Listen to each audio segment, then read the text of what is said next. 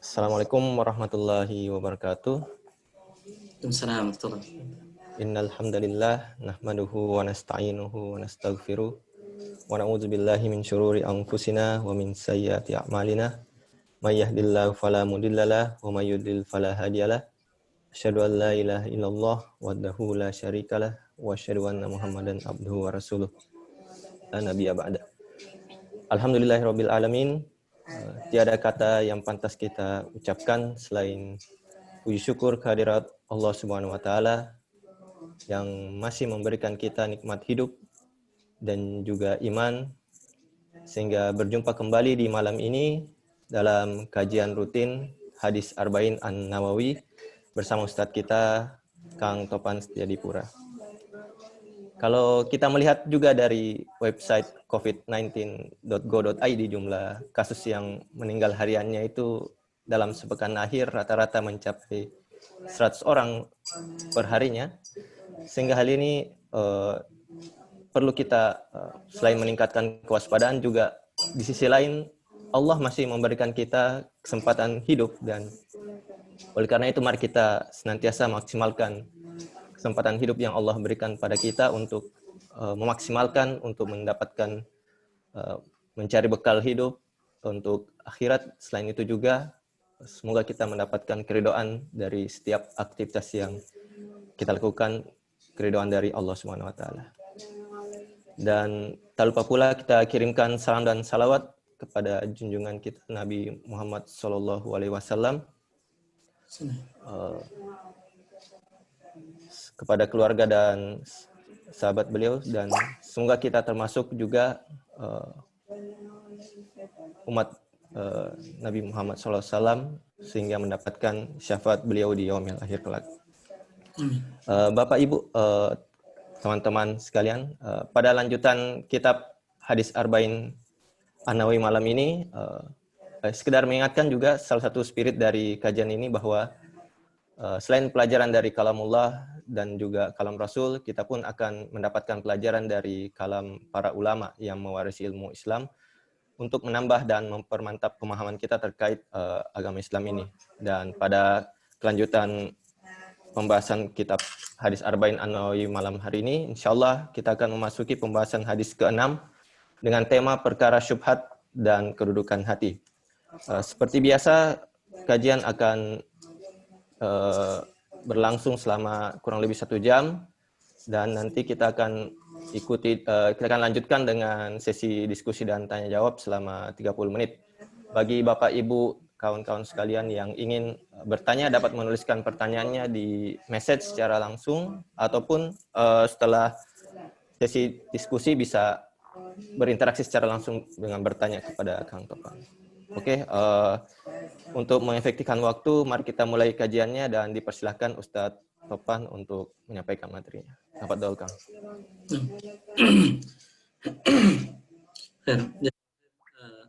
Rama atas pembukaannya dan tadi remindernya, peringatan untuk kita bersyukur kepada Allah SWT. Wabah COVID, ya, Allah SWT masih mengizinkan kita untuk memberi peluang kita untuk menambah kebaikan di usia kita ini, ya. Dan tadi ya, tentu usia kita ini lahan untuk mengumpulkan kebaikan. Di antara kebaikan yang sering disampaikan sambil saya buka filenya adalah amal jariyah, ya. Di antara amal jariyah yang masyhur adalah ilmun yuntafa'u bihi, ilmu yang dimanfaatkan salah satunya. Tentu juga bisa sedekah dan amal jariah lainnya, anak solehnya dan lain. Jadi sambil kita juga mencontoh, berkudwah kepada Imam Nawawi, ya, bagaimana beliau hanya hidup 45 tahun, ya, dari 631 Hijriah sampai 676 Hijriah, tapi Masya Allah karyanya masih dibaca hingga 800 tahun, sekitar 800 tahun saat ini. Ya, dan tentu itu sebuah contoh yang baik bagi kita, dan ini juga kita mencoba berkudwah bagaimana bisa memiliki amal seperti beliau yang insya Allah, meskipun kita tidak memastikan karena itu haknya Allah SWT, menentukan apakah amal diterima atau tidak, tapi ini menjadi inspirasi bagi kita. Alhamdulillah.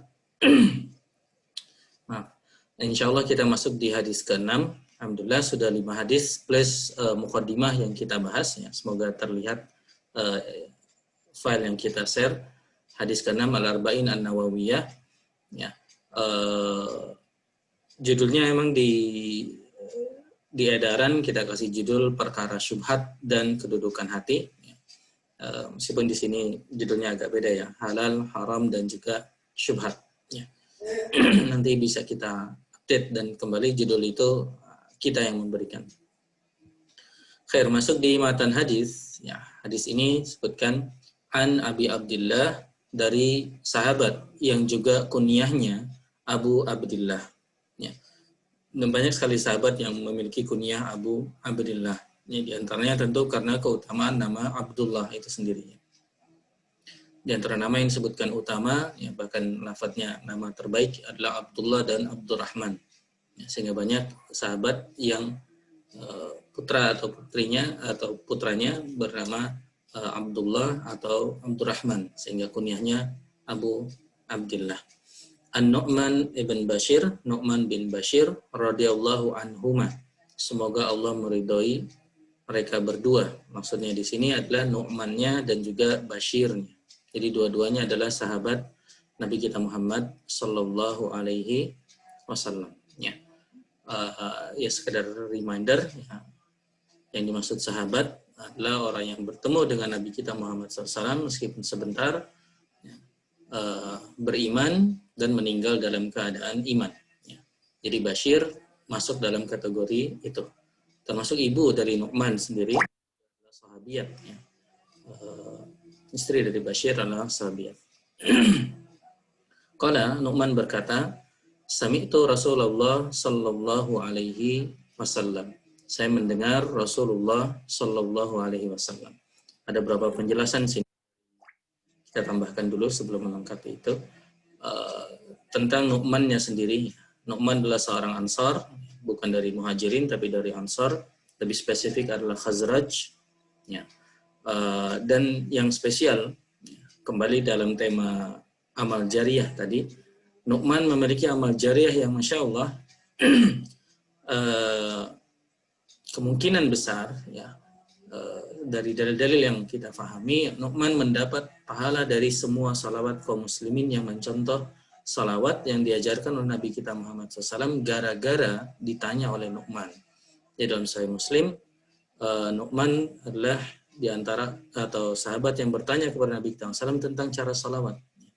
Nu'man, kami tahu bagaimana mengucapkan salam, ya, kepadamu wahai Rasul, tetapi bagaimana cara mengucapkan salawat?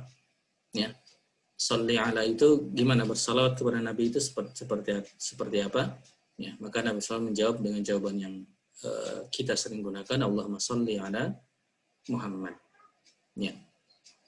Dan di sini ada tambahan juga dari Ibnu Hajar Al-Haytami bahwasanya ketika Nu'man bin Bashir mengatakan sami'tu, itu Nu'man sambil menunjuk kepada telinganya, ya. Dalam sebetulnya menunjuk kedua telinganya. Jadi sami'tu, ya, seperti itu. Dan para ulama hadis, termasuk di sini juga Ibnu Hajar, meskipun terkenal sebagai ulama fikih, ya, seorang fakih, menyebutkan itu bentuk takkid, penekanan.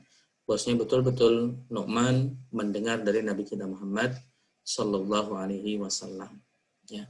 Dan penekanan ini tambahan saja, ya. Tidak berarti kita tidak percaya kalau Nu'man atau sahabat lain radhiyallahu anhum tidak meyakinkan dengan gaya-gaya seperti itu. Ya. Karena semua sahabat persaksian mereka dipercaya. Ya. Mereka adalah orang yang adil, ya. Dipercaya persaksiannya, diterima riwayatnya. Hadisnya, termasuk di hadisnya, jadi sedikit tentang Nu'man. Tadi ada tambahannya bahwa Nu'man juga bayi pertama, jadi sahabat yang lahir pertama kali setelah hijrah dari kalangan Ansar. Ya, jadi dua sahabat yang pertama lahir setelah hijrah adalah Nu'man bin Bashir dari kalangan Ansar dan dari kalangan Muhajirin Abdullah bin Zubair. Ya. Minimal kita punya gambaran generasi siapa Nu'man ini, tentu generasi muda, ya. masih muda. Jadi bukan generasinya sahabat-sahabat yang ikut hijrah dengan Nabi kita SAW dalam keadaan sudah senior atau sudah dewasa. Nu'man baru lahir 4 bulan setelah datangnya Nabi kita Muhammad SAW ke Madinah. Ya, sekedar gambaran tentang Nu'man ibn Bashir. Hadisnya sendiri, Nabi SAW bersabda, Innal halala bayyinun wa innal harama bayyinun. Sesungguhnya yang halal itu jelas dan yang haram itu jelas. Wa bainahuma umurun mushtabihatun. Dan di antara halal dan haram, Nabi SAW menjelaskan umurun mushtabihat. Ada perkara yang samar atau syubhat. La ya'lamuhunna katsirun minan nas. Tidak diketahui, maksudnya tidak diketahui tentang ini halal atau haramnya, ya, kebanyakan manusia. Jadi kebanyakan manusia tidak bisa mengetahui apakah dia halal atau haram, ya. Itu diantara maknanya. Jadi ada halal, haram, wa bainahuma umurun mushtabihatun. La ya'lamuhunna katsirun minan nas. Kebanyakan orang tidak tahu tentang perkara yang samar yang ada di tengah tersebut. Selanjutnya Nabi SAW juga mengatakan setelah bagian tadi mungkin menunjukkan tentang adanya 3 hal tadinya. Halal, haram, dan bainahuma. Ya, di antara halal dan haram. Lalu Nabi SAW tentu tidak hanya menyampaikan kondisi, tapi Nabi SAW menyampaikan solusi. Ya. Dan ini di antara ciri khas ajaran Islam, ajaran Nabi kita Muhammad SAW, tidak hanya menyampaikan ada masalah, no? Ada halal, ada haram, tapi ada yang nggak jelas. Terus gimana yang nggak jelas ini? Maka Nabi SAW melanjutkan, فَمَنِ اتَّقَى الشُّبْهَاتِ فَقَدْ اسْتَبْرَأَ لِدِينِهِ وَإِرْضِهِ. Dengan menerangkan فَمَنِ اتَّقَى الشُّبْهَاتِ. Siapa yang menjaga diri dari yang syubhat ini, dia tidak terjatuh dalam yang syubhat, dia tidak mengambil yang syubhat, dia tidak memakan yang syubhat, dia tidak melaksanakan akad yang syubhat, maka faqad istabra'a lidinihi wa ardihi. Maka jaga agama dan kehormatannya. Ya, sehingga seakan Nabi bisa mengatakan kalau ittaqa syubhat, berjagalah dari syubhat. Wa man waqa'a fi syubhat, sebaliknya orang yang terjatuh ke dalam syubhat waqa'a fil haram. Dihukumi oleh Nabi SAW di sini, siapa yang terjatuh ke dalam syubhat, waqa'a fil haram. Dia terjatuh ke dalam yang haram. Ya, waqa'a fil haram. Padahal tadi ada 3 sebenarnya, halal, haram, syubhat. Tapi yang jatuh ke dalam syubhat, Nabi SAW mengatakan waqa'a fil haram. Jatuh di tengah-tengah tadi, dihukuminya waqa'a fil haram, seperti dia masuk ke dalam yang haram. Ya, dan lebih jauh diterangkan qarra'i, seperti seorang penggembala, yar'a haulal hima, dia menggembala hewannya haulal hima, di sekitar al-hima, daerah yang terlarang. Yushiku ayyar ta'afi, atau yushiku an yarta'afi, maka sangat mungkin, ya, atau hampir saja penggembala tersebut masuk ke dalam hima tersebut. Jadi hewan-hewannya bisa jadi masuk dan memakan dari daerah yang sebenarnya terlarang, gara-gara dia yar'a haulal hima. Memang tidak di daerah terlarang, tetapi haulal hima, di sekitar daerah yang terlarang. Ya. Maka yushiku ayar ta'afi. Ya. Maka hampir saja, atau boleh dibilang hampir-hampir, atau kemungkinan besar dia terjatuh ke dalamnya. Ya. Lalu Nabi SAW mengatakan lagi, ala wa inna likulli malikin hima. Ketahuilah bahwa semua raja memiliki hima, memiliki daerah khusus yang itu khusus, ya, daerah terlarang orang lain untuk masuk. Ala wa inna himallahi maharim, dan hima Allah SWT adalah maharim, apa yang diharamkan oleh Allah Subhanahu wa taala. Itulah himanya Subhanahu. Masih di matan hadisnya Nabi SAW melanjutkan, ala ketahuilah wa inna fil jasadi mudghah, di dalam diri kita ada daging, ada segumpal daging. Idza saluhat saluhal jasadu kullu, jika bagus atau baik daging tersebut, ya, maka baik semua tubuhnya atau semua anggota badannya. Fasadatil jasadu kullu ala wahiyal. Dan jika rusak, maka rusak pula amal dari seluruh tubuhnya, ya, baik amalnya maupun bisa juga memang secara fisik dari tubuh tersebut, ala wahiyal qalbu. Ketahuilah itu, ya, daging tadi adalah al-qalb. Dia adalah hati, ya, heart, hati. Meskipun qalb dalam terjemahan bukan hati yang dikenal hati manusia seperti organ tubuh hati, ya. Ya, lebih ke jantung sebenarnya, al-qalb. Ya. Dan hadis ini diriwayatkan oleh Imam Bukhari dan Imam Muslim, muttafaqun alaih. Jadi kedudukannya begitu kuat, ya. Oke, jadi itu selintas hadis ini, semoga mudah dihafalnya. Dari Nu'man bin Bashir, dia mendengarkan Nabi SAW berkata, innal halala bayyinun, yang halal jelas, yang haram juga jelas, ya. Wa bainahuma umurun mustabihatun la ya'lamuhunna katsirun minan nas. Di antaranya ada urusan yang samar, tidak diketahui oleh umumnya manusia, ya. Faman ittaqa syubhat faqad istabra'a li dinihi wa irdi. Yang terjatuh ke dalam syubhat, maka dia yang menjaga dirinya dari syubhat, maka dia telah menjaga diri dan agamanya, menjaga agama dan kehormatannya. Dan siapa yang terjatuh ke dalam syubhat, dia terjatuh ke dalam yang haram, ya. Dan dimisalkan seperti penggembala tadi. Dan adanya hima, ala wa inna likulli malikin hima, ala wa inna himallahi maharimuhu, ya. Bahwa hima Allah adalah yang diharamkannya. Dan juga informasi tentang hati, yang kalau hati itu baik maka baik seluruh tubuhnya, kalau jelek maka jelek seluruh tubuhnya. Itu hadis mulia dari Nabi kita Muhammad sallallahu alaihi wasallam, ya. Dan sebenarnya secara selintas kita sudah dapat pelajaran, ya, minimal dari membacanya saja kita paham di antara pesan utamanya. Kalau kita mau tarik dari lafadznya saja, dari matannya saja, bahwasanya informasi ada yang halal, ada yang haram, dan diantaranya yang syubhat, dan kita harus menjauhi yang syubhat ini, menjaga diri dari yang syubhat yang nggak jelas, ya. Sehingga prinsip kita, kalau nggak jelas tinggalin, ya. Kalau nggak jelas tinggalkan. Dan poin kedua mungkin tentang hati, kalau kita pentingnya hati, sehingga nanti bagaimana penting kita menjaga kondisi hati kita, ya. Itu hal yang bisa kita dapatkan langsung dari lafaz hadisnya, ya. Dan insya Allah, rekan sekalian, sebenarnya hadis-hadis Nabi kita Muhammad SAW, sekedar dengan membacanya, insya Allah kita bisa mendapatkan informasi-informasi yang penting dari Nabi kita Muhammad SAW. Umumnya hadis Nabi kita Muhammad SAW, kecuali hadis-hadis yang beberapa hadis yang memang perlu penjelasan detail dari para ulama, ya. Tapi umumnya dengan lafadznya saja kita bisa mendapatkan manfaat, ya. Sehingga jangan ragu untuk membaca hadis Nabi kita Muhammad Sallallahu Alaihi Wasallam, meskipun kalau sempat tentu belajar atau mengambil faidah dari para ulama kita, ya. Seperti di sini kita mulai penjelasan atau faidah dari Imam Nawawi terkait lafaz perkataan Nabi kita SAW, al halal bayyinun wal haramu bayyinun, ya. Itu hal yang sebenarnya jelas, ya. Halal dan haram itu jelas, tapi di sini Imam Nawawi ingin mengungkapkan hal yang jelas ini di kalangan ulama, ya. Meskipun masing-masing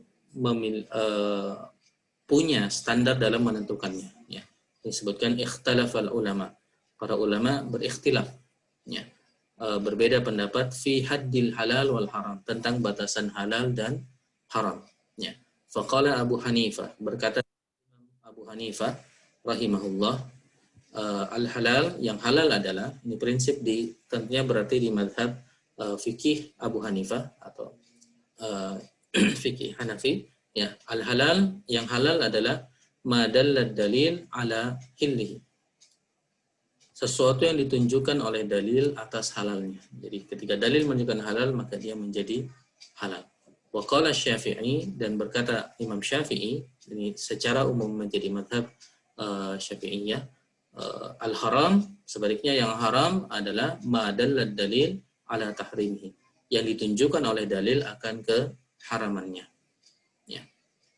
Yang haram adalah yang ditunjukkan dalil akan keharamannya. Jadi beda perspektifnya, ya, dalam dalam mengambil kesimpulan tentang batasan halal dan haram. Meskipun sesuai yang disebutkan para ulama kita, memang sebaiknya ya, kita apalagi kita yang sedang belajar fokus di ikut di satu pola dalam fikih ya, dalam mazhab tertentu, dan di Indonesia umumnya adalah mazhab Syafi'i. Ketika awal mencampur-campurkan kadang jadi bingung ya.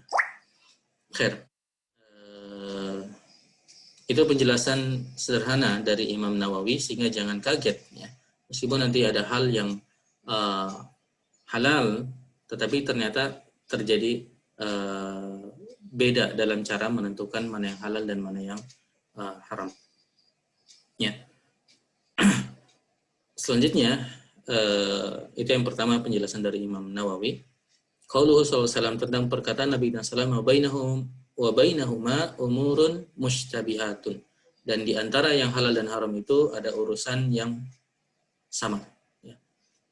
Imam Nawawi mengatakan ai bainal halal wal haram umurun mushtabihatun bil halal wal haram, halal kehalalannya dan keharamannya ya. Dan beliau mengatakan ketika telah hilang halal yang samar, jadi fa haitsu intafatish syubhat wa intafatil qarahah ya, ketika hilang kesamarannya ya, dan hilang juga sifat makruhnya.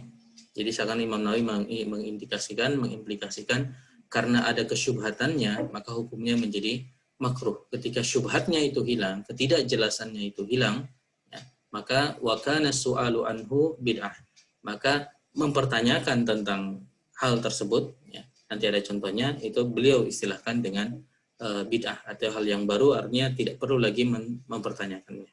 Beliau berikan dengan contoh wadhalika idza qadama gharibun atau idza qaddama gharib, kalau seorang yang asing datang kepada kita bimata'in yabi'u, dengan barang yang dia jual, fala yajibu al-bahthu an dzalik, maka kita tidak wajib untuk mempertanyakan dapat dari mana dan lain sebagainya, detail tentang barang tersebut ya.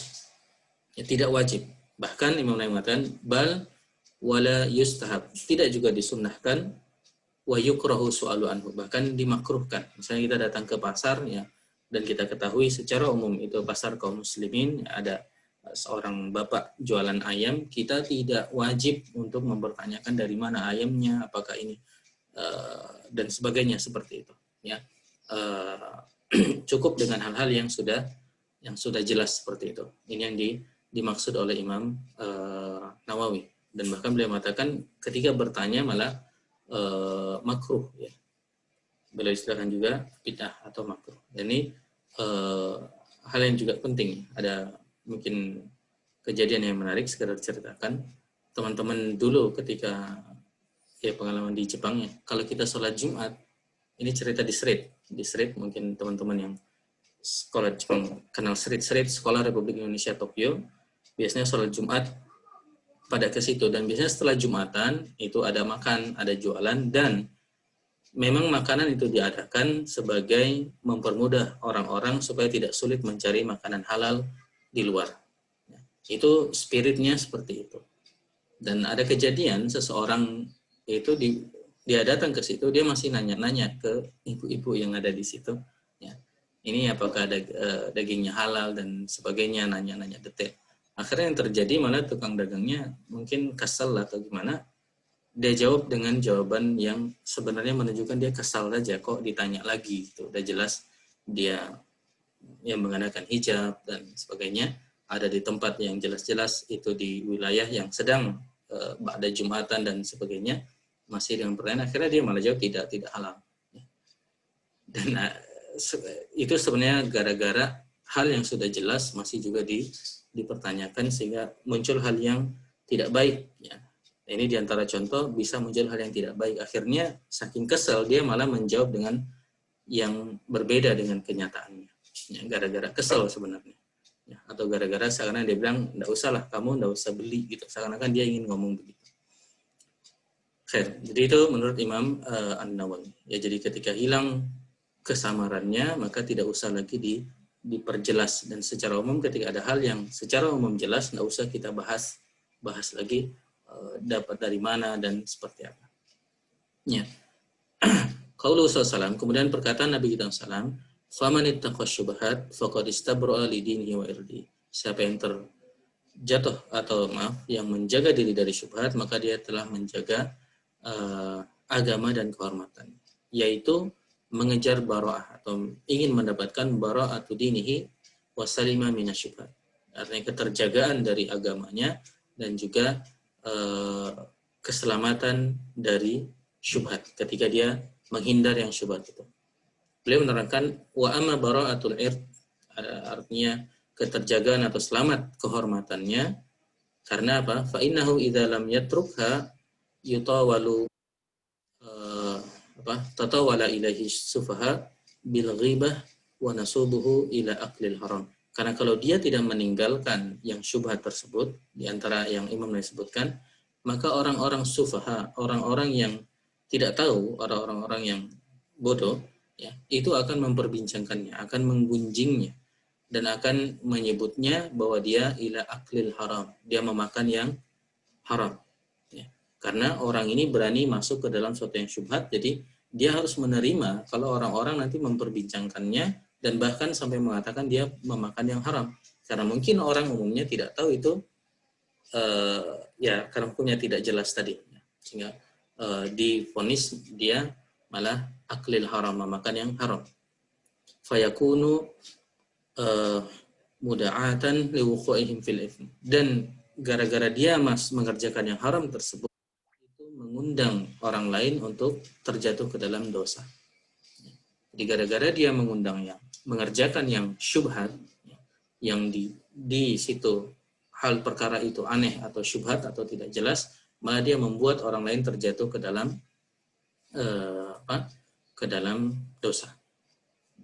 Jadi ini yang diterangkan oleh Imam Nawawi, menjaga kehormatan adalah selamat dari yang tadi. Kalau dia terjatuh ke dalam syubhat, mengerjakan yang syubhat, maka kehormatannya tidak terjaga. Contohnya tadi, kalau dia misalnya ya dalam suatu, misalnya kembali contohnya di Jepang misalnya, ada sebuah toko yang restoran tidak jelas dia itu halal atau haram. Akhirnya seseorang memberanikan diri dan mengatakan, akhirnya dia masuk ke dalam syubhat itu. Maka dia harus siap menerima orang kemudian bisa jadi menggunjingnya, ya, terutama Imam Nawawi mengatakan as-sufaha, orang yang juga tidak tahu atau orang yang bodoh menggunjingnya dan mengatakannya dia orang yang sembarangan makan yang haram. Ya. Jadi itu diantara detail atau contoh menyelamatkan kehormatan dengan tidak mengambil yang syubhat tadi. Ya. Melalui melanjutkan lagi, waqad warada anhu sallallahu alaihi wasallam qala, Nabi sallallahu mengatakan dalam sebuah hadis, mungkin hadis ini hadis yang dhaif ya, sebutkan man kana yu'minu billahi wal yawmil akhir fala yaqifu mawaqifit tuhmi. Barang siapa yang beriman kepada Allah dan hari akhir, ya, maka janganlah dia berdiam di tempat yang dicurigai. Artinya tempat itu tempat yang mengundang kecurigaan orang. Ya. Tempat itu tempat yang mengundang kecurigaan orang. Jadi para ulama ketika membahas hadis ini, ya meskipun secara riwayat dhaif, tetapi secara makna baik, sehingga digunakan oleh Imam Nawawi sebagai penjelasan. Jadi jangan diam di tempat yang mengundang kecurigaan orang. Ya. Jadi misalnya tempat yang dikenal itu tempat, misalnya lah ya, tempat remang-remang gitu, maka jangan jadi orang yang berada di situ kemungkinan besar akan jatuh kehormatannya karena tertuduh dia melakukan perzinahan atau melakukan hal-hal yang tidak baik misalnya. Maka syariat mengajarkan, ya, hindari hal tersebut, jangan diam di tempat tersebut. Ya. Yang lain memberi contoh lain, wa an Ali radhiyallahu anhu, dari Ali radhiyallahu anhu, bahwasanya Nabi SAW bersabda, iyyaka wa ma yasbiqu ilal qulub inkaruhu. Maksudnya hati-hatilah terhadap perkara yang diingkari oleh hatimu. Ya. Jadi perkara yang diingkari oleh hatimu, ya. Wa in kana indaka iqtidaru.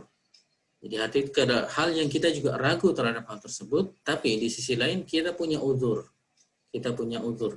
Ya. misalnya tadi ada tempat yang tidak baik, contohnya ya, untuk sekedar contoh saja, tempat remang-remang, lalu sebenarnya kita pun ngerti, saya punya uzur karena saya kehujanan misalnya, maka saya sekedar berteduh di situ. Jadi sebenarnya ada uzur dan kita pun ngerti ya. Bahkan mungkin kita ada alasan-alasan mengapa kita di situ yang sebenarnya menunjukkan kita tidak seperti yang dituduhkan. Tapi hadis ini mengajarkan wa in kana indaka i'tidaru, meskipun kamu punya uzur ya, maka hati-hati terhadap hal tersebut. Karena apa? Farubba sami'i nakaran la tastati an tasmi'ahu uturan. Karena meskipun kamu punya alasan, diterjemahkan banyak pendengar buruk yang tidak bisa mendengar atau menerima uzur. Jadi uzur kita itu tidak bisa diterima. Pokoknya contohnya siapa? Misalnya Kang Rida misalnya. Contoh aja ya Kang Rida. Wah, kelihatan diam di daerah itu nih, berarti meskipun sebenarnya ada uzur. Nah, dari sisi kita hati-hati meskipun kita ada uzur, karena tidak semua uzur itu mudah difahamkan kepada orang lain. Jadi untuk menghindarinya, maka kita tidak berada dalam posisi seperti itu. Ya, itu penjelasan lebih lanjut dari Imam Nawawi. Bahkan Imam Nawawi juga menukilkan sebuah hadis sahih wa fi sahih Tirmidzi, dari sahih Tirmidzi, annahu alaihi salatu wassalam qala, bahwa Nabi kita SAW bersabda, idza ahdatsa ahadukum fis shalah, jika kita sedang salat, kalian sedang salat lalu berhadas, ya, batal wudunya, ya, batal wudunya otomatis batal salatnya. Maka Nabi SAW mengatakan falyakhud bi anfihi summa liyansarif, maka dia hendaknya mengambil, artinya memegang hidungnya, ya. Sebagaimana menjelaskan memegang hidung, maksudnya dia seakan-akan menutup, memegang hidungnya atau menutup, sebagian menafsirkannya menutup mukanya, ya, bagian dari menutup mukanya, ya. Summa liyansarif, baru dia berpaling, ya. Imam Nawawi menambahkan wadzalika la'alla, hal itu agar dia tidak dikatakan ahdatsa, karena dia berhadas, ya. Jadi poinnya adalah bagaimana mencegah kita terjatuh ke dalam posisi syubhat, yaitu khususnya Imam Nawawi mencontohkan posisi yang tertuduh. Padahal sebenarnya kita bahkan punya uzur, kita tidak seperti yang seperti yang dituduhkan. Tetapi ini yang dicontohkan oleh Imam Nawawi. Dengan kita masuk ke dalam kondisi tersebut, maka kita bisa mendapatkan apa yang disebutkan dalam hadis, ya, yaitu tidak terjaganya agama dan kehormatan. Ya. Bisa jadi kehormatan kita hilang gara-gara kita sembarangan jatuh dalam hal-hal yang syubhat. Dan itu hadis ini mengajarkan sebaliknya. Faman ittaqa syubhat faqad istabra'a li dinihi wa irdihi. Siapa yang menjaga dirinya dari syubhat, maka dia menjaga agamanya dan juga menjaga kehormatannya. Ya. Dan Imam Nawawi dalam beberapa contoh di atas mencontohkan sebaliknya. Kalau dia tidak menjaga diri dari syubhat, maka dia harus siap irdihinya, kehormatannya itu hilang karena dia akhirnya menjadi bahan gunjingan. Ya, jadi bahan gunjingan. Dan kita hendaknya menghindari hal tersebut. Ya. Dari satu sisi bahkan Imam mengatakan kita membuat orang lain juga berdosa karena membuat posisi orang lain mudah untuk menggunjingkan kita. Ya. Dan mungkin sekedar tambahan hadis yang juga masyhur, ya, kisah Nabi kita SAW yang sedang i'tikaf, lalu salah satu istri beliau sallallahu alaihi wasallam mengantarkan makanan, ya. Dan saat itu dalam kondisi yang tidak terang benderang dan ada sahabat yang lewat, maka Nabi kita SAW memanggil sahabat tersebut dan mengatakan dan menjelaskan, ini Sofia istri saya. Maka sahabat itu mengatakan, ya Rasulullah, tidak mungkin kita curiga kepada Anda. Ya. Tetapi Rasulullah mengatakan, iya. Lalu di dalam lafaz itu keluarlah hadis bahwa syaitan itu mengalir di tubuh manusia majrad dam, di aliran darah. Artinya mungkin sekarang belum, tapi nanti ketika pulang ke rumah, ketika menyampaikan dengan orang lain, mungkin mulai keluar hal-hal yang bisa membangun hoax tadi, istilah kita sekarang. Misalnya dia mungkin yakin enggak, tapi ketika dia cerita ke orang lain sekedar dengan pertanyaan simpel bisa gugur keyakinannya. apa benar itu istrinya? Mulai tidak yakin. Ya. Maka Rasulullah menghindari hal itu terjadi dengan menjelaskan, ini istri saya. Ya. Dan Masya Allah, atas tindakan itu, sampai cerita itu kepada kita dan jadi pelajaran. Bisa kita bayangkan seandainya Nabi kita Muhammad SAW tidak mengerjakan itu, bisa jadi kejadian itu jadi hadis yang polemik. Ya. Jadi hadis yang polemik bisa jadi. Karena menjadi sebab fitnah. Bisa jadi nanti juga orang terbagi kubu, seperti ya misalnya seperti Syiah dan lain-lainnya, karena bahkan menghina Nabi kita SAW, ya. Meskipun bahkan Syiah pun tidak sampai menghina Nabi kita SAW, tapi bisa jadi dengan hadis tadi sampai menghina Nabi kita SAW gara-gara kejadian yang syubhat tadi. Ya. Tapi Nabi SAW mencontohkan menghindari jatuh ke dalam posisi yang mungkin dicurigai oleh orang lain. Ya. Dan itu menunjukkan juga luar biasanya agama Islam, selain menjaga dari yang haram, bahkan kita juga berusaha untuk menjaga terjatuh ke dalam kondisi yang dicurigai oleh orang lain. Ya. Dicurigai sehingga orang lain terjatuh ke dalam prasangka buruk kepada kita. Kemudian qauluhu sallallahu perkataan Nabi SAW selanjutnya, faman waqa'a fi syubhat waqa'a fil haram. Siapa yang jatuh ke dalam syubhat waqa'a fil haram. Ya. Mananya Imam Nawawi memberikan ada dua kemungkinan. Pertama, ayyaqa fil haram wa huwa yadhunnu annahu laisa biharam. Mana pertama, memang dia masuk ke dalam haram, tetapi dia tidak mengira bahwa itu haram. Karena tadi kan syubhat itu sebenarnya nggak jelas, haram atau halal. Jadi ketika dia masuk, bisa jadi memang dia masuk ke bagian yang sebenarnya haram. Ya. Yang secara hakiki dia adalah haram. Ya, kembali, area antara tadi syubhat, tidak jelas urusannya. Ya. Tetapi tentu sebenarnya secara hakiki urusan itu jelas, itu maksudnya urusannya ya haram, bisa juga halal. Tapi karena kita tidak tahu, ketika kita masuk ke yang haramnya, padahal kita kira itu tidak haram. Itu kemungkinan pertama maknanya. Jadi faman waqa'a fi syubhat waqa'a fil haram. Siapa yang mengerjakan hal yang syubhat, dia telah terjatuh atau dia telah mengerjakan yang haram. Maknanya memang dia mengerjakan yang haram, tapi dia tidak ngerti, ya, karena ketidakfahamannya terhadap hal yang samar tersebut. Ya, nanti insya Allah kalau ada waktu ada contoh menarik dari Ibnu Hajar Al-Haytami yang mungkin kita mengira halal tapi ternyata haram. Itu yang pertama. Yang kedua, wasani, yang kedua, ayakun al-makna qad qaraba yaqa fil haram. Jadi maknanya bisa jadi dia telah dekat untuk jatuh ke dalam yang haram. Jadi hampir, maknanya dia hampir atau dia sebentar lagi dia hampir masuk ke dalam yang haram gara-gara dia mengerjakan yang syubhat. Kama yuqal, sebagaimana dikatakan, al-ma'asi baridul kufri. Ya, bahwa kemaksiatan itu baridul kufri. Ya, kita terjemahkan di sini, maksiat adalah pembawa kekufuran. Ya. Al-barid, mana lainnya ya, tukang posnya. Jadi delivery man. Ya. Yang mendeliver kekufuran diantaranya adalah al-ma'asi. Ya. Jadi berakumulasi maksiat-maksiat sampai akhirnya waliyadzubillah bisa jatuh ke dalam kekufuran.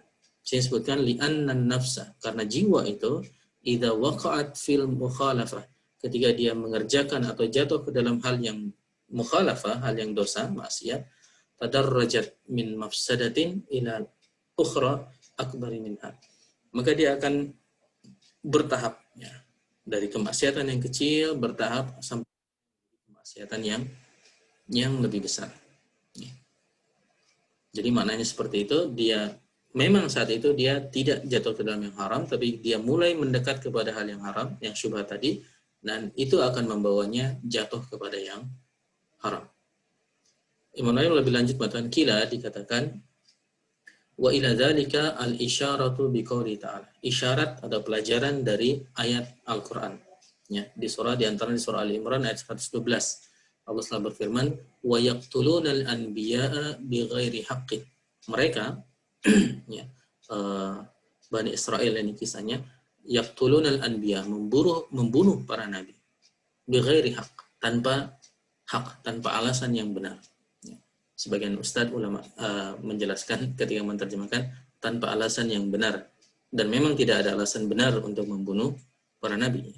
Dzalika bima asaw. Kenapa mereka bisa begitu? Bima asaw, karena mereka durhaka sebelumnya, wa kanu ya'tadun, dan mereka melampaui batas.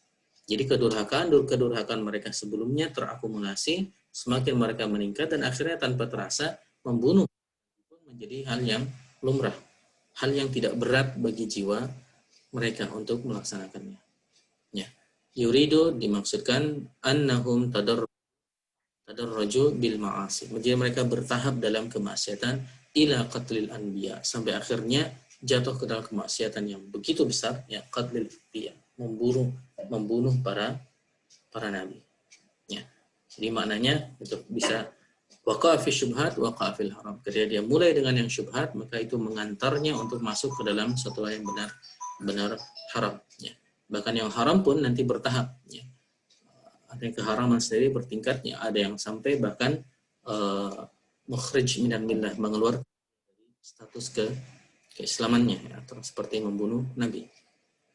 Wa fil hadis, dan hadis lain, ya, yang juga menguatkan la'anallahu sariq yusriqu al-baydah, ya, fataqata yadahu, maka Allah melaknat seseorang yang mencuri telur, ya, fataqata yaduhu wa yusriq al-hablah, benang atau tali, dan juga dia dipotong tangannya. Tentu maksud hadis ini yang melanjutkan ayatadarraja minal baydah wal habla atau hiblah ila nisabis surqah. Ya. Jadi dia bertahap dari sesuatu yang sebenarnya kecil, ya, mencuri telur, ya. Tentu ini juga sekaligus reminder dalam Islam, mencuri yang dipotong tangannya, ya, kalau memang itu menjadi hukum yang itu tidak langsung semua yang mencuri dipotong tangannya, ada nisabnya, ada batasannya. Jadi kalau dia cuma nyuri telur, ya tentu tidak dipotong tangannya, ada batasannya, ya. Batasannya secara fikih, ya, disebutkan 3 dirham atau 1/4 dinar, ya. Jadi dia awalnya mencuri telur, mencuri tali, tapi Allah melaknat karena apa? Karena dia tadi tidak berhenti itu, dia malah meningkat terus, ya. Jadi mungkin kita bisa, ya, karir pencuriannya itu meningkat terus, ya, meningkat terus. Padahal kembali para ulama mengatakan tidak ada dosa kecil ma'al istimrar, tidak ada dosa kecil tapi ketika dia istimrar terus menerus, karena dia akan berakumulasi menjadi besar. Sebaliknya tidak ada dosa besar ma'at taubah, tidak ada dosa yang besar ketika bisa diiringi dengan taubat. Tapi tentu tidak menggampang-gampangkan, ya. Wah, kalau begitu tenang saja kita bisa dosa besar lalu tobat, ya, maka tentu tidak bisa digampang-gampangkan. Di antaranya kita perlu takut terhadap hadis yang sebelumnya, ya, yang kemaksiatan menjadi ujung dari umurnya, ujung dari usianya. Bisa jadi seperti itu, ya, waliyadzubillah. Ini paling menakutkan, ya.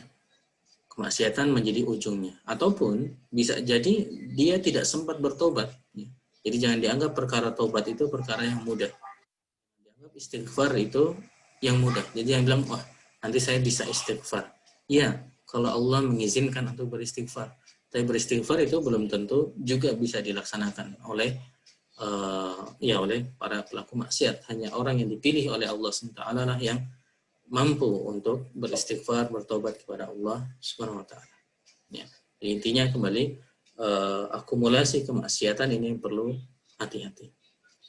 Kemudian Imam Nawawi masuk ke tentang hima tadi. Wal hima, dan hima adalah ma yahmihi ghair min al hashish fil ard. Ini lumayan panjang, kita bisa maksudnya. Dan hima, ya, adalah daerah terlarang, ya. Jadi ada yang dibatasi, daerah yang terlarang.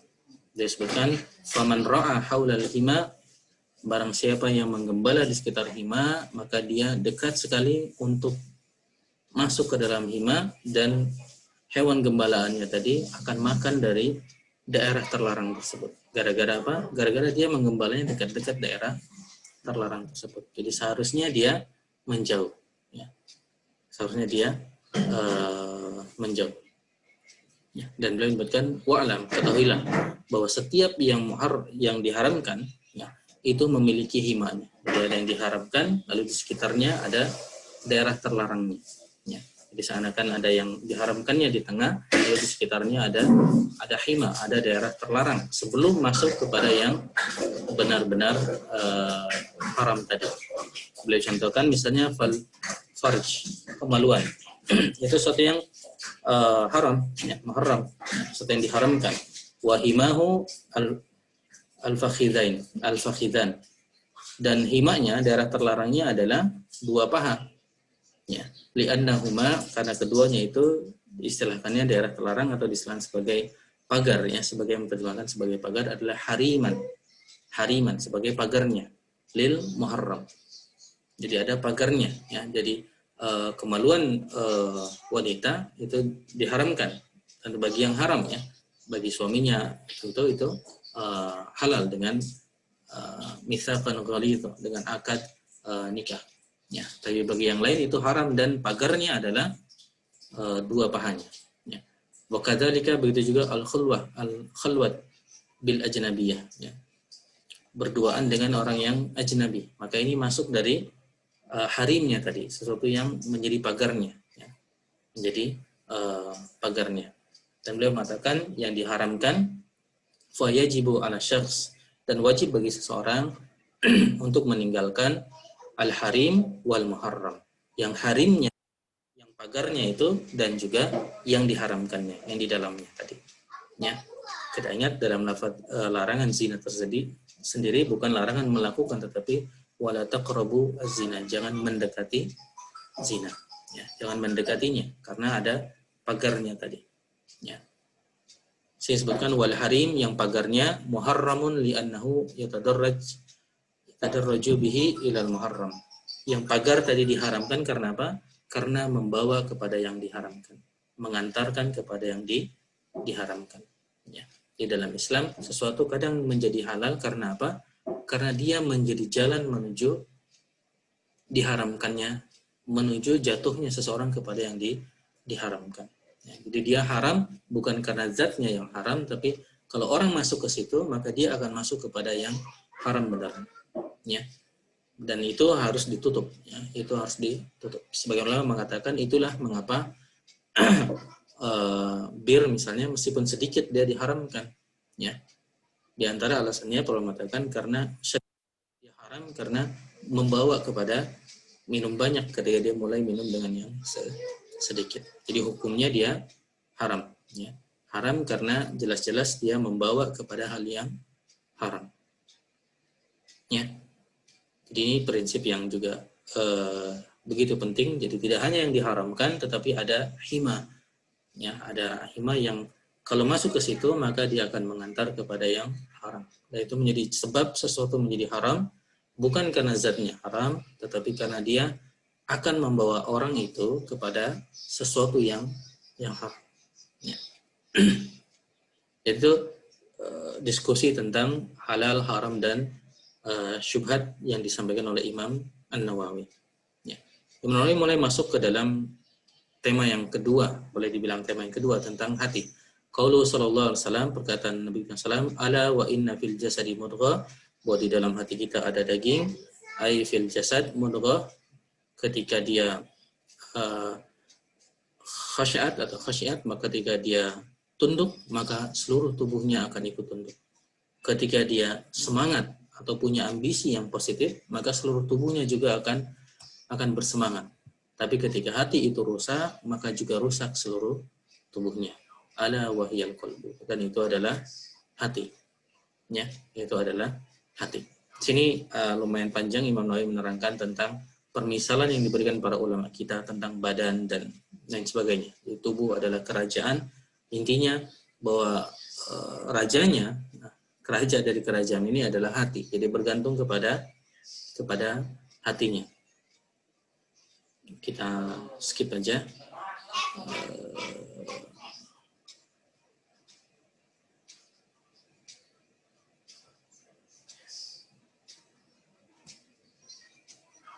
Ya, kita skip ya, nanti di filenya bisa dilihat. Di sini fal qalbu huwal malik. Jadi hati adalah rajanya. Ketika baik, ya, fa idza saluhar ra'i, ketika hati sebagai ra'i, sebagai pemimpin itu baik, saluhat ar-ra'iyah, maka akan baik juga ra'iyahnya. Jadi rakyat itu diambil dari bahasa Arab juga ra'iyah. Ada ra'i, ada ra'iyah, ada rakyat. Jadi kalau pemimpinnya baik, maka rakyatnya juga insya Allah baik. Ya. Wa idza fasada, kalau pemimpinnya ra'inya jelek, maka fasadati ra'iyah. Yang dipimpinnya pun akan jelek. Ya. Mungkin kalimat yang menarik dan menjadi tanbih, pengingat bagi kita. Ya. Karena semua kita kullukum ra'in. Semua kita pemimpin insya Allah pada levelnya masing-masing perlu perhatian. Baik tidaknya yang dipimpin tergantung yang memimpinnya, ya, tergantung yang memimpinnya. Dan poin lain lagi, wa inna ma yahsulu salahuhu. Dan baiknya hati itu bisa terjadi dengan apa? Bisalamatihi minal amrad. Dengan selamatnya hati kita dari penyakit-penyakit batinah, penyakit-penyakit batin atau penyakit-penyakit hati. Jadi ini perlu kita menjaga diri kita dari penyakit-penyakit hati seperti ghil, dengki. Ya, ada rasa dengki, ya.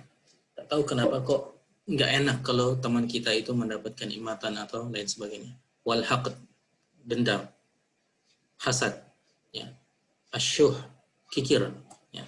Merasa kikir dan juga bakhil, ya. Wal bukhl, merasa bakhil. Kembali, ini adalah penyakit-penyakit hati. Wal kibr, merasa sombong.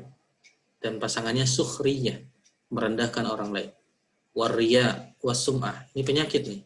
Senang dilihat oleh orang lain dan juga sum'ah, senang didengar oleh orang lain. Ya. Yang lain menulis wal makru wal hirs. Jadi bahkan berkeinginan melakukan makar dan ambisi buta. Saya tambah ambisi buta karena ini mana negatif, ya. Wal hirs sebenarnya semangat, bisa mana positif atau bisa mana negatif. Tapi di sini sedang dalam cerita hal yang negatif sehingga kita mani ambisi yang buta, keinginan untuk menguasai, keinginan untuk berpengaruh dan sebagainya. Wa tamak, dan juga tamak, wa adamur ridha bil maqdur, dan tidak ridho dengan apa yang ditakdirkan oleh Allah Subhanahu wa taala. Ya, jadi ini yang perlu kan sekalian kita perhatikan. Hati kita itu menentukan bagus tidaknya seluruh tubuh kita, dan hati kita bisa rusak kalau dia terjangkit oleh virus-virus hati ini. Ya. Jadi bukan hanya hepatitisnya, tapi virus batin, ya, seperti tadi dengki, hasad, syuh, ya. Kita ingat kisah sahabat yang dikabarkan masuk surga gara-gara apa? Gara-gara setiap mau tidur dia menghilangkan semua masalah dengan teman-temannya. Artinya dia merasa, istilah kita, kosong-kosong, tidak ada masalah, tidak ada masalah. Jadi semua orang bagi dia tidak ada masalah, tidak ada yang salah kepadanya, tidak ada urusannya lagi, semuanya sudah beres. Jadi dia tidur dalam kondisi hati yang tidak mempermasalahkan orang lain. Ya. Tidak ada dengki, tidak ada dendam, dan lain sebagainya. Dan ini tentu perlu dilatih, ya. Perlu dilatih bagaimana bisa selamat dari syuh misalnya. Contohnya, syuh, para ulama menerangkan adalah keengganan, intinya keengganan memberikan sebagian hak kita. Ya. Ya seperti infak, kalau dilihat kan infak sebenarnya memberikan hak kita. Ya. Misalnya Kang Agus Jodi punya uang 100.000 misalnya, itu kan hak. Untuk menggunakan uang itu selama halal itu haknya. Tetapi karena ingin selamat dari syuh, mulai latihan. Saya beri hak saya deh 10.000 dari 100.000 itu. Jadi hak menggunakan 10.000 itu dia berikan kepada orang lain. Ya. Itulah yang disebut selamat dari syuh. Dan itu kisah-kisah kita lihat istilah dalam ayat Al-Quran, wa syuhha nafsi. Barang siapa yang terlindungi dari syuh dirinya, diterjemahkan kikir, faulaika humul muflihun, maka dia orang yang beruntung atau orang yang menang. Jadi syuh adalah keengganan memberikan haknya. Kita sering jadikan contoh yang mulai dari hal yang sederhana tadi, 10.000 dari 100.000 atau berapapun, itu hak kita, tapi kita rela hak kita diberikan kepada orang lain. Dan lawannya adalah orang yang enggan haknya itu diambil orang lain sedikit pun. Jadi dia pokoknya ini punya saya, ini hak saya bisa pakai. Ya. Dan orang ini seperti ini menarik karena di satu sisi benar sih itu haknya, tapi ya enggak gitu juga gitu. Dan ini syuh itu seperti orang yang tidak mau memberikan infak dari 100.000 yang dimilikinya, di satu sisi ya itu memang hak dia, tetapi padahal misalnya ada orang lain yang membutuhkan dan lain sebagainya, dia tidak berkenan melepas sebagian haknya, ya, membagi hak itu untuk menjadi juga kenikmatan atau kemudahan bagi orang lain. Itu contohnya, dan tentu bisa banyak, ya. Imam Nawawi menyebutkan wa amradul qalbi katsirah, penyakit hati banyak, tablughu nahwa arba'in, nyampe 40-an katanya. Ya, dan beliau akhiri afanallahu minha wa ja'alna mimman ya'tihi biqalbin salim. Ya, semoga Allah SWT menyelamatkan kita dari penyakit-penyakit hati tadi dan menjadikan kita orang-orang yang bisa datang kepada Allah SWT biqalbin salim, dengan hati yang selamat. Ya.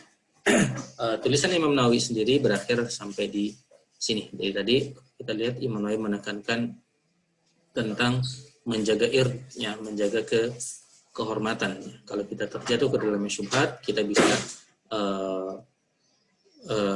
hilang kehormatan kita. Karena dalam hadis disebutkan siapa yang menjaga diri dari syubhat, maka dia telah menjaga agama dan menjaga kehormatannya. Ya. Dan tampaknya di bagian atas Imam Nawawi memberikan contoh penjelasan kepada kita tentang bagaimana contoh-contoh yang perlu hati-hati, karena kalau kita terjatuh kita akan menjadi bahan gunjingan dan lain sebagainya. Dan Islam tidak mengajarkan istilahnya tidak peduli, ya. Tidak pedulilah, terserah orang lain mau bicara apa. Ada kalanya kalimat seperti itu benar, tetapi ketika ada kesempatan menjelaskan, sebaiknya kita menjelaskan agar tidak membuat orang lain jatuh dalam ghibahnya, dalam berghibah. Seperti contoh Nabi kita Muhammad SAW yang tadi berada dengan istrinya.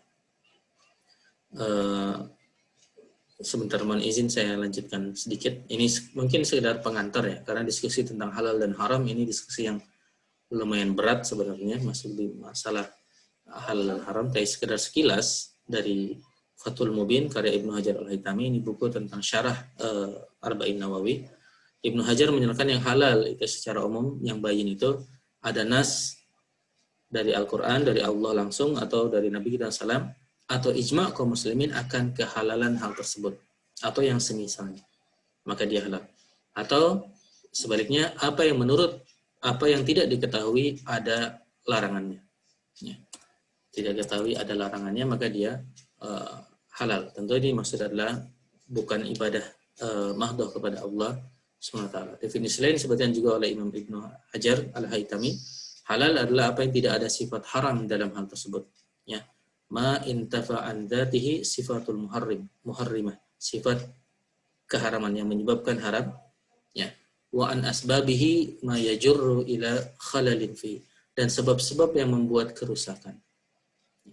Jadi istilah kita sering disebutkan yang dia zatnya haram, zatnya baik, halal, dan sebab-sebab mendapatkannya juga tidak ada masalah. Ini yang dimaksud dan sering sebenarnya kita pahami seperti yang halal adalah zatnya sendiri oke, misalnya sesuatu yang oke, daging ayam misalnya, ya. Dan kita dapat daging ayamnya pun dengan cara yang oke, penyembelihannya oke, belinya juga dengan akad yang sah.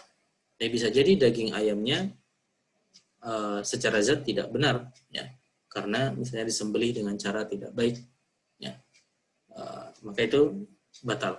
Atau dagingnya benar tetapi dibeli dengan akad yang tidak benar, ya, dengan cara pembelian yang tidak benar, yang diperoleh dengan cara yang tidak benar, misalnya ya mencuri, ya, itu diantara contoh sebab-sebab yang membuat kerusakan, ya.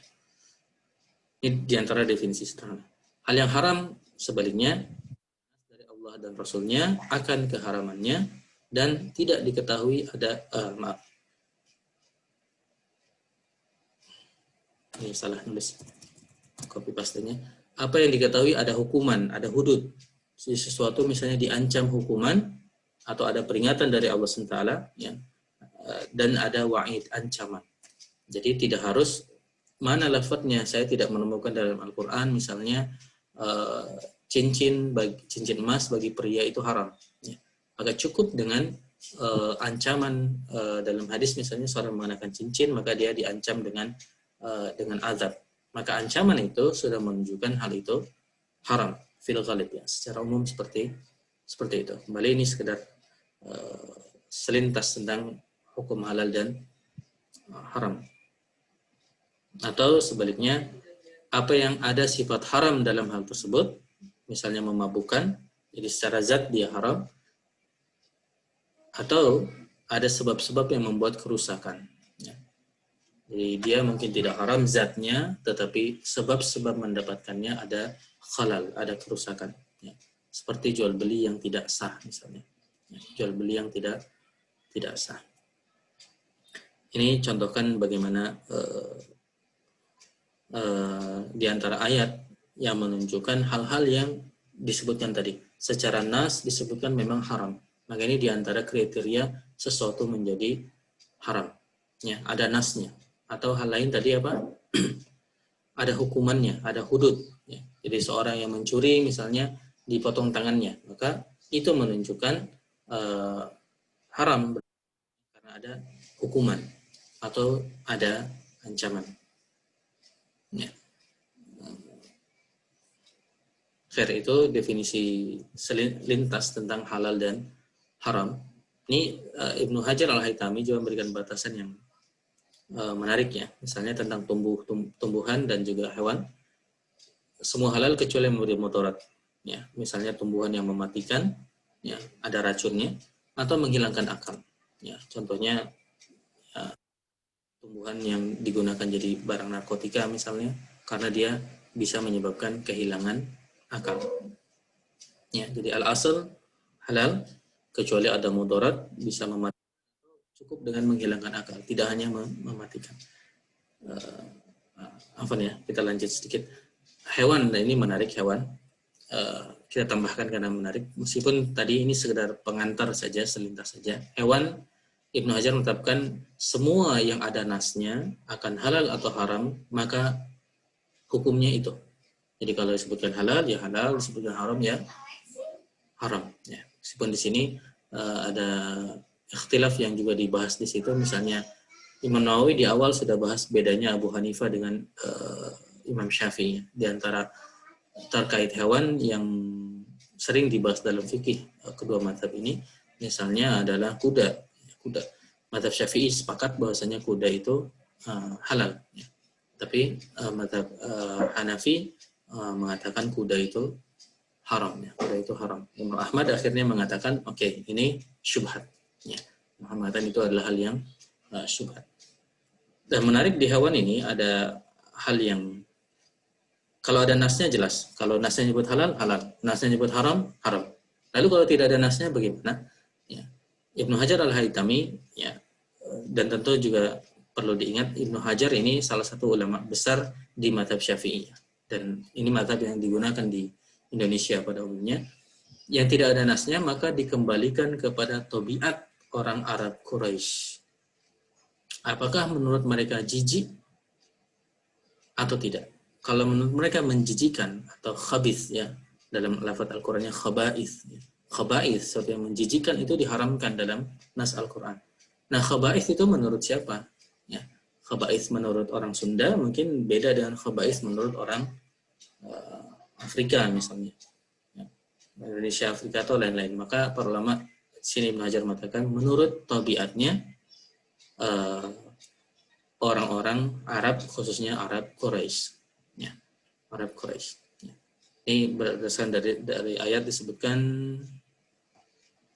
wa yuhillu lahumut thayyibat. Allah mengharamkan bagimu thayyibat, yang baik-baik. Wa yuharrimu alaihimul khaba'ith, dan mengharamkan bagimu khaba'ith, yang jelek atau istilahnya yang jijik, yang jijik. Ya. Kembali, mungkin suatu saat akan masuk atau membahas ini dalam bahasan fikih. Ini sekedar pengantar mengenalkan.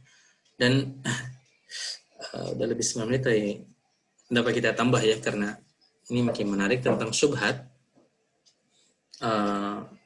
Ibnu Hajar Al-Haytami mengatakan semua hal yang tidak jelas halal dan haramnya. Kullu ma laysa biwadihil hilli wal hurmah. Tidak jelas halal maupun haramnya. Ya. Karena dalil yang bertentangan, karena bisa jadi ada sebagian yang dalilnya memang bisa jadi bertentangan seperti itu, Atau makna dan sebab-sebabnya juga saling tarik-menarik. Sebagian mendukung halal, sebagian mendukung haram. Imam Ahmad mendefinisikan memang syubhat adalah diperselisihkan tentang halal dan haramnya. Jadi Imam Ahmad, kalau diperselisihkan maka itulah yang syubhat. Seperti memakan kuda di sini. Mazhab Syafi'i mengatakan halalnya. Mazhab Hanafi mengatakan haram, ya. Atau minum nabid, sebaliknya yang mazhab Syafi'i mengharamkan, Hanafi menghalalkan. Itu seperti wine tapi dari kurma. Seperti pastinya perlu ada diskusi. Imam Ahmad bercampurnya halal dan haram. Ini definisi lain Imam Ahmad, ketika bercampur halal dan haram maka itulah syubhat. Sebagian ulama mengatakan kalau seperti itu maka dikeluarkan aja yang haramnya, maka sisanya yang sudah jelas keluar haramnya itu menjadi halal. Itu kalau bisa dikeluarkan. Misalnya dia punya pendapatan dari 2 sumber, yang satu ternyata haram, maka dia bisa pilih mana yang datang dari situ, bisa dia keluarkan, maka yang sisanya itu halal. Ini kasus mungkin terakhir ya, dan menarik kasus ini sekedar menunjukkan contoh yang syubhat yang dibahas para ulama kita.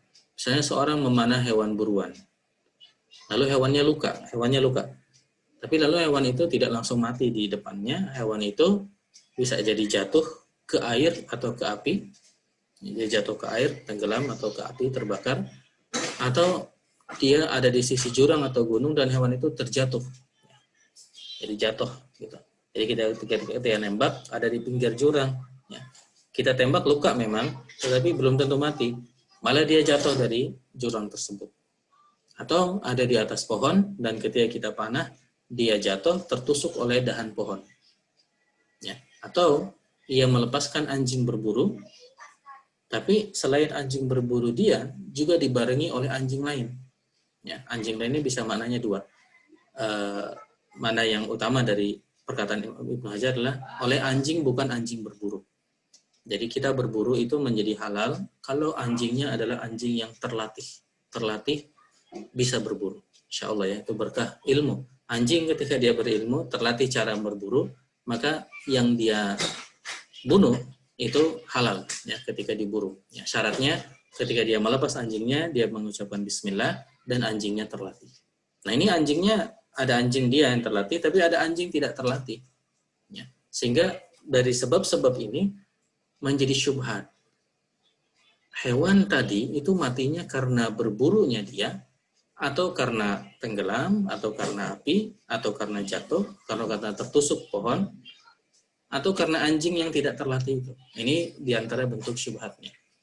Ya, maka dalam kasus ini ya Imam Al-Haytami mengatakan ini haram karena asalnya hewan tersebut adalah hewan yang kita temukan mati itu adalah bangkai yang haram. Bangkai itu bisa menjadi halal kalau dia mati dari perburuan kita. Ya, karena panah kita misalnya, atau karena anjing terlatih yang kita kirim. Tapi ternyata 2 hal itu tidak jelas. Maka karena tidak jelas, kembali ke hukum asal yaitu haram, karena dia hukumnya adalah bangkai. Ya. Dan beberapa yang pelik. Nanti contohnya ya contoh-contoh menarik di tema-tema seperti ini. Ini sekedar menggambarkan hal-hal seperti ini mungkin sebagian orang syubhatnya. Misalnya kita tidak mengerti, lalu kita gimana nih? Kita burung misalnya kita panah, lalu dia jatuh, tapi ternyata matinya karena tertusuk pas jatuhnya. Tapi karena kita tidak tahu, maka tentu kepada kaidah di hadis ini kita sebaiknya tinggalkan saja. Ya, kita tidak ambil ya. Karena kita berlindung dari hal yang syubhat. Ya. Khair, mungkin itu mohon maaf. Jadi kepanjangan, kita sudahi dulu. Alhamdulillah wassalatu wassalamu ala Rasulillah. Demikian mungkin Akramah, Anda kembalikan kepada. Jazakallah khair Ustaz Topan atas penjelasan materi pada malam hari ini. Berikutnya kita masuk sesi tanya jawab. Di chat sudah ada beberapa pertanyaan yang masuk, Kang. Ya. Dari Bapak Anugrah P. Kami hidup di daerah minoritas Muslim. Kasusnya misal warung roti canai dan ada juga warung gurame goreng atau bakar. Pemiliknya non-Muslim. Zahirnya dia jual makanan halal, tapi jual juga bir. Karena kalau di daerah wisata statusnya sudah mirip minum Coca-Cola bagi turis non-Muslim. Apakah sebagai Muslim boleh-boleh saja makan menu halalnya di sana? Bagaimana pendapat Ustaz? Ya, masih agak pertanyaannya. Saya pending dulu ya. Pertanyaan susah. Saya baca sendiri dulu. Vektor. Jadi susah juga nih. Ya, tentu bagi ikhwah yang mau memberikan jawaban, yang diskusi tentu bisa bebas saja kita berdiskusi. Dari vektor dalil yang dipakai kedua imam berikut, apakah atau mana yang lebih kuat? Mengingat keduanya saling bertolak. Abu Hanifah yang jawabannya bagi masing-masing itu kuat. Artinya bagi masing-masing Imam Abu Hanifah menganggap itu kuat dan yang lainnya menganggap itu tidak kuat. Ya. Misalnya tadi kesimpulannya bisa jadi beda seperti kuda. Dalam mazhab Syafi'i itu halal ya, makan kuda. Menurut mazhab Hanafi tidak halal. Ya. Di antara Allah alam yang Anda tahu ilatnya yang menyebabkan ketidakhalalannya adalah keharaman yang memakannya adalah bisa melemahkan kita.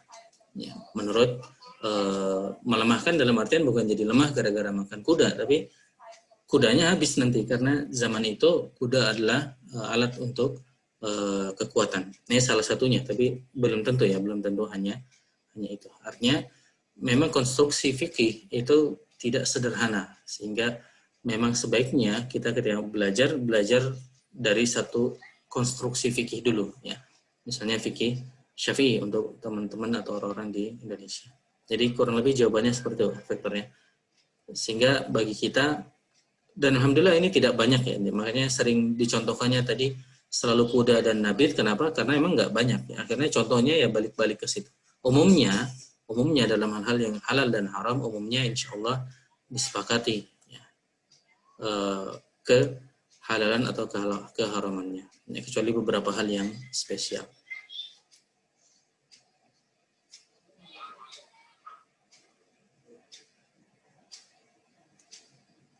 Ya, syubhat juga tentu berlaku dalam masalah akidah maupun dalam masalah fikih ya. Dalam masalah akidah maupun dalam masalah fikih. Jadi ada syubhat artinya pemahaman itu sebagian mengiyakan, membolehkan, sebagian mengharamkan. Meskipun ini lebih jarang lagi dalam masalah-masalah akidah. Tapi terjadinya ikhtilaf seperti tadi, kalau kita kembali kepada definisi Imam Ahmad, ya, bisa jadi sebagian mengatakan iya dan tidak, sangat mungkin terjadi juga dalam masalah akidah, tapi bukan masalah akidah yang pokok. Jadi perlu diingat, kadang seorang mengatakan dalam masalah akidah tidak ada pertentangan pendapat. Iya, masalah akidah yang pokok. Ya. Tapi masalah akidah yang cabang, ya, banyak juga masalah akidah yang cabang dan alhamdulillah itu bukan masalah yang kalau salah di situ mengeluarkan orang dari Islam, bukan yang seperti itu. Tapi masalah-masalah memang akidah, dia bukan fikih, dia keyakinan, ya, al-aqaid. Ya. Tapi juga ada cabang-cabang. Jadi kurang lebih sama seperti itu, hanya mungkin lebih jarang ya setidaknya dalam masalah cabang-cabang akidah. Kang Danan mau bertanya, bisa aja. Sebentar, ini kembali ke pertanyaan susah dari Kang Aga. Hidup di daerah minoritas Muslim ya di Bali lah ya. Kasusnya misalnya warung roti canai dan ada juga warung gurame. Jadi warungnya roti canai, ada juga gurame. Pemiliknya non-Muslim. Zahirnya dia jual makanan halal tapi juga jual bir. Karena kalau daerah wisata seharusnya sudah mirip minum Coca-Cola bagi turis non-Muslim.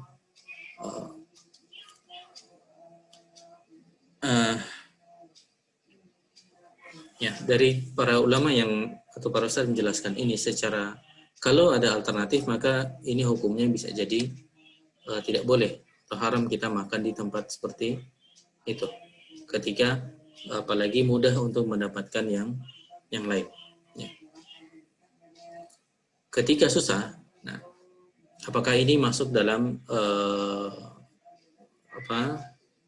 darurat ya, darurat ketika susah. Jadi mungkin bisa ditanya sendiri, apakah memang susah untuk mendapatkan toko ya yang di sana makanannya misalnya tidak ada yang misalnya dia tidak menjual bir yang, atau dia menjual yang haram ya. Contoh seperti misalnya kondisi yang diambil dulu teman-teman yang hidup misalnya minoritasnya, contohnya di Tokyo misalnya, memang hampir semua jual sake meskipun dia restoran halal, dan bisa dikatakan saat itu ya, itu hampir semua, dan susah kita mencari toko meskipun dia halal ya, yang betul-betul hanya 100% halal, karena selalu ada opsi sake, selalu ada opsi sake, dan itu sebenarnya menu spesial bagi orang spesial yang datang ke situ tapi pengen menikmati tetap ada ditutup dengan itu atau sebagainya. Maka pada saat itu umumnya para asatid ya, para ulama yang ada di sana membolehkan ya, ketika dalam kondisi itu. Dalam kondisi yang ditanyakannya, misalnya Denpasar, ketika opsi lain memungkinkan, ya, maka wallahu alam bisa jadi membeli di situ menjadi tidak boleh. Wallahu alam.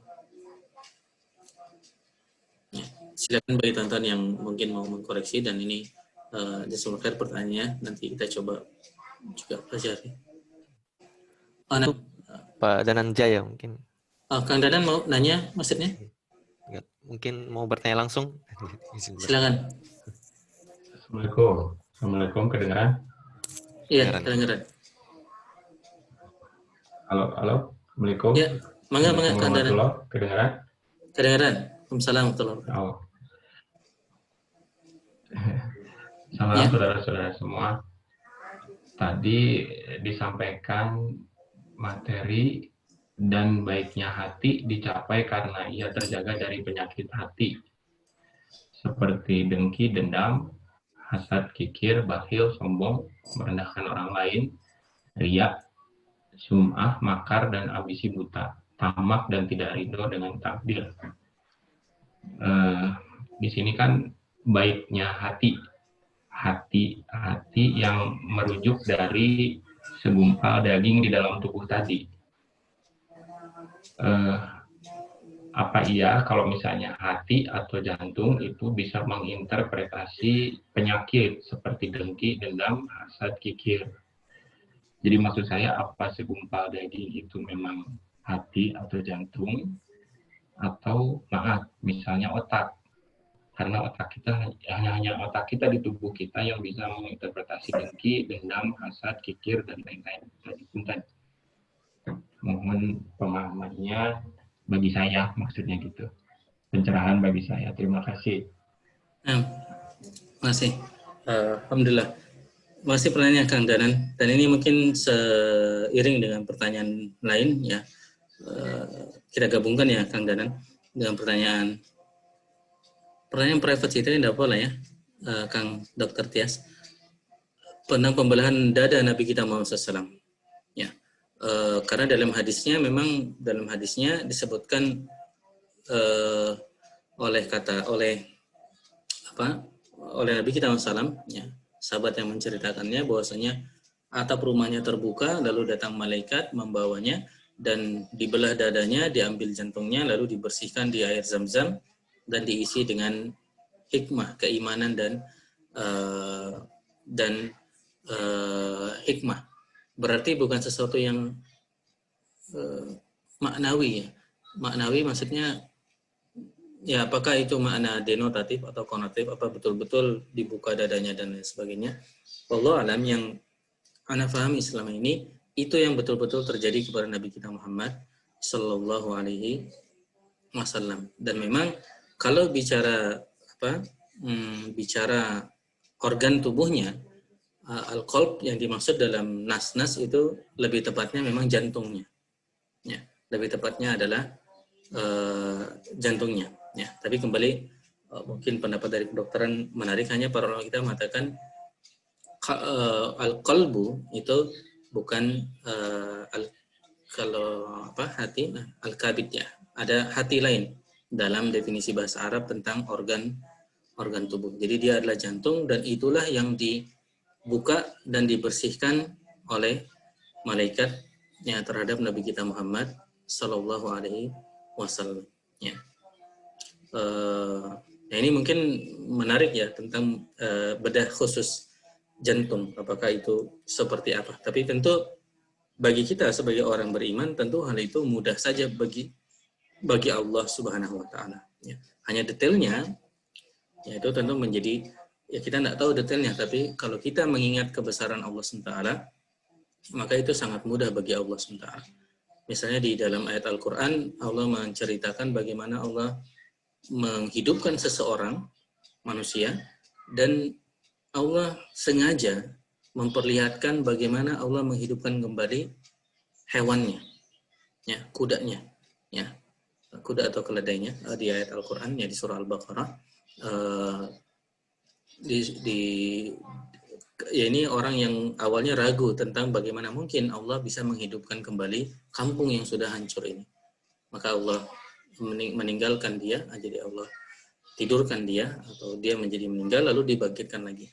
Dia dibangkitkan dulu dan dia melihat bagaimana Allah membangkitkan hewannya itu, ya, ana lupa keledai atau kudanya itu betul-betul dibangkitkan, dan setelah itu maka dia mengatakan bahwa dia yakin anallaha ala kulli syai'in aziz, Allah SWT maha kuasa, dan mengeluarkan jantung tentu bagi Nabi kita, bagi Allah SWT itu adalah hal yang mudah, ya, bagi Allah Subhanahu wa Ta'ala, atas izin Allah Subhanahu wa Ta'ala. Jadi ketidaktahuan kita tentang caranya bagaimana jantung bisa dibedah dalam kasus sebelum Isra dan Mi'raj Nabi kita Muhammad SAW itu tidak menghalangi bahwa itu bisa terjadi kepada Nabi kita Muhammad Sallallahu Alaihi Wasallam. Dan ini agak nyambung dengan yang ditanyakan Kang Danan. Bukankah yang berpikir itu otak, ya, bukan jantung atau hati? Wallah, dan para ulama sebenarnya tetap melihat yang dimaksud adalah justru jantung dan bukan otaknya, ya, dan bukan otak. Ya. Jadi jantunglah yang misalnya kerasakan ketika kita melihat, misalnya ya, kalau kita senang ketika melakukan kebaikan lalu dilihat oleh orang lain. Riya di situ itu adanya adalah di kolbu, di jantung kita. Meskipun memang ketika bahas nas-nas jarang betul-betul dibayangkan jantungnya yang merasakan seperti itu. Tapi perlawanan itu memang ada di kolb dan bukan sesuatu yang ada di otak kita. Jadi sesuatu yang misalnya kita secara otak berpikir bahwa kalau dia dapat, jadi bukan otak kita wah kalau dia tahu nanti mungkin tetangga saya jadi tahu, orang lain jadi tahu, dan itu menguntungkan saya. Jadi bukan cara berpikir seperti itu yang dimaksud ketika riya itu muncul. Yang jelas sebenarnya rekan-rekan sekalian, Kang Danan dan teman-teman, penyakit-penyakit hati tadi kalau kita coba pikirkan itu ada. Ya, itu ada. Mungkin detail di sebelah mananya, bagaimana mungkin jantung bisa, apakah betul rasa itu datang dari jantung? Secara nas dia datang memang dari al-qalb. Misalnya, wallah alam ya, mungkin ada perasaan kok saya mau ngasih uang itu sayang gitu. Ada perasaan syuh kita. Masih kasih uang kok sayang gitu ya. Nah, itu datangnya dari mana? Apakah memang betul-betul dari otak yang berpikir secara akuntansi atau hati yang tidak bersih ya? Sehingga sebagian orang meskipun otak mikirnya tidak akuntansi, dia mudah. Meskipun secara akuntansi hitung-hitungan merugikan, tapi bagi dia mudah saja karena hatinya lapang. Demikian Kang Danan, wallahu alam, yang Anda tahu para ulama mengatakan yang dimaksud qalb itu memang jantung secara organ tubuh ya. Tetapi bagaimana jantung bisa mewakili apa yang kita rasakan tadi? Rasa dengki, rasa hasad, rasa riya, rasa dendam ya. Rasa ya amalan-amalan hati, rasa cinta, rasa takut, ini semua amalan-amalan hati. Bagaimana mekanismenya dalam jantung? Nah, ini mungkin hal yang ya teman-teman kedokteran seperti Kang Tias menarik sebenarnya, wallah alam ya, Anda sendiri tidak tahu tentang hal ini, apa yang terjadi di jantung ketika dia dendam misalnya, ketika dia merasa dendam dan lain sebagainya. Itu yang saya ketahui Kang Danan, nanti mungkin teman-teman lain bisa harapkan. Sini Kang Tias akan lanjutkan, operasi jantung pada zaman sekarang adalah suatu hal biasa. Namun dengan adanya dalil tentang pembelaan jantung Nabi Muhammad SAW, bisa jadi suatu saat bisa dilakukan operasi pembuangan bagian dari jantung agar tidak ada kejelekan pada ya bisa seperti itu, alhamdulillah. Jadi kita yang ada di zaman sekarang pun, apalagi Pak Dr. Tias bilang operasi jantung adalah hal yang biasa ya sekarang, meskipun semoga kita terlindung dari operasi jantung, semoga sehat tanpa perlu operasi apapun itu ya, operasi bypass dan lain sebagainya ya, itu memang seakan jadi biasa saat ini ya. Dan ya kalau suatu saat makin berkembang dan makin muda ya, bisa jadi ya. Dan kembali itu menguatkan apa yang bisa dilakukan kepada Nabi kita Muhammad Sallallahu Alaihi Wasallam. Kembali hadisnya memang Nabi kita SAW sebelum Isra Mi'raj itu dibersihkan ya. Jadi dibuka dadanya ya, istilahnya syaqqa dalam hadis. Syaqqa ini dibelah dadanya lalu diambil jantungnya, dan jantungnya itu dibawa, jadi tidak dicuci di situ tapi dibawa di sebuah wadah lain ya. Dicuci di situ dengan air zam-zam. Lalu memang ada hal-hal yang tidak fisik ya, seperti dicampurkan di situ keimanan dan hikmah. Jadi orang yang bicara tentang hikmah biasanya membawa nas ini juga, karena selain keimanan dicampurkan dalam ingredient ya, dalam makna ya Allah alam bagaimana itu, tentu itu hal yang gaib bagi kita ya, sehingga ada kecenderungan Nabi SAW hatinya penuh dengan keimanan plus hikmah ya, tidak hanya keimanan tapi juga hikmah ya, kebijaksanaan ya, kebijaksanaan khair seperti itu. Dan ini mungkin bisa kita lebih jauh dalami tentang makna organ fisiknya ya kan, dan ya tentang apakah betul dia qalb dalam artian jantung atau hati.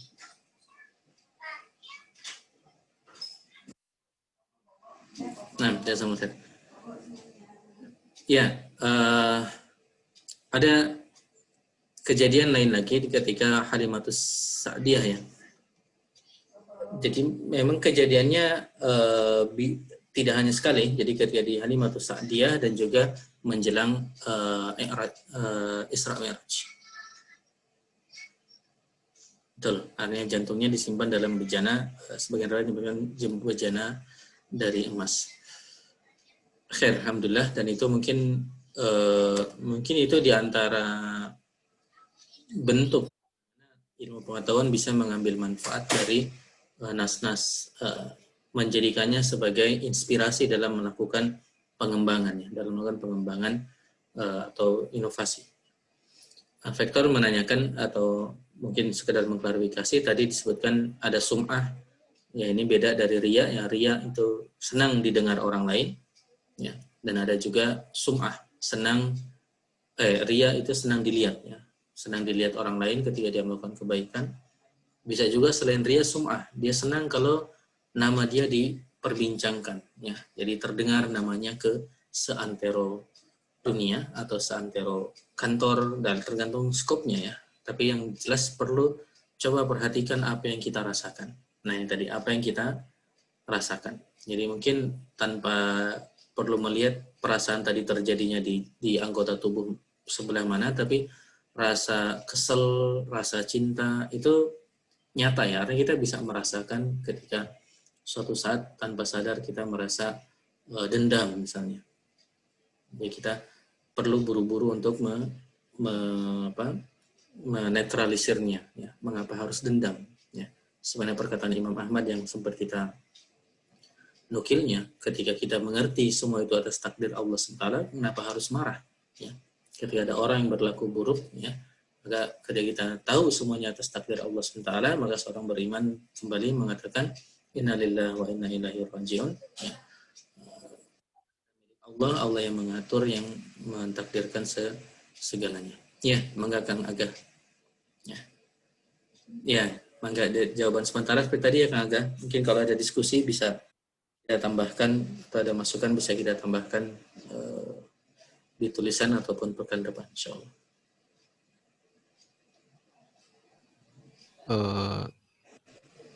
Masih dibuka diskusi atau bagaimana Kang? Kalau masih ada bertanya lagi, mungkin satu pertanyaan lagi ya. Ini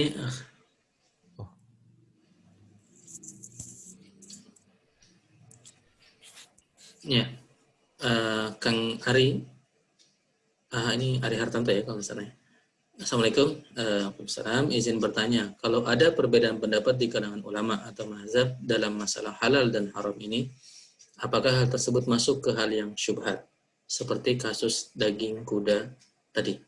Ya, sebagaimana yang disampaikan oleh Imam Ahmad ya, bahwa perkara yang diikhtilafkan seperti itu, maka dia masuknya dalam perkara yang syubhat memang, dalam perkara yang samar, ya, dalam perkara yang samar. Meskipun hal yang samar ini nanti kembali seperti yang dikatakan oleh Imam Nawawi di awal, ketika di suatu daerah atau dalam lingkungan tertentu kesamarannya sudah hilang, ya, maka bisa jadi hilang syubhatnya ya pada daerah tertentu atau pada kelompok tertentu. Ya, misalnya di daerah tertentu ya di Indonesia sendiri ada daerah yang memang senang makan kuda, misalnya ada senang makan kuda, maka bisa jadi bagi mereka telah hilang ya, karena dikatakan oleh Ibnu Hajar Al-Haytami juga di sini telah sahih, telah ada hadis-hadis sahih yang menunjukkan boleh dimakannya kuda. Jadi secara spesifik bisa seperti itu masuk di perkataan Imam Nawawi ketika telah jelas kesyubhatannya itu jelas, jadi sudah tidak syubhat lagi, maka itu ya tidak masuk ke makruh yang tadi lagi. Tapi kalau kita bicara umum misalnya, itu masuk dalam definisi umum syubhat yang disampaikan oleh Imam Ahmad. Secara praktek, ya ini prakteknya, kalau kita ada di lingkungan yang mayoritas mazhab Hanafi, maka lebih baik kita tidak makan kuda. Ya, lebih baik kita tidak makan kuda, karena kesyubhatan di situ makin jelasnya.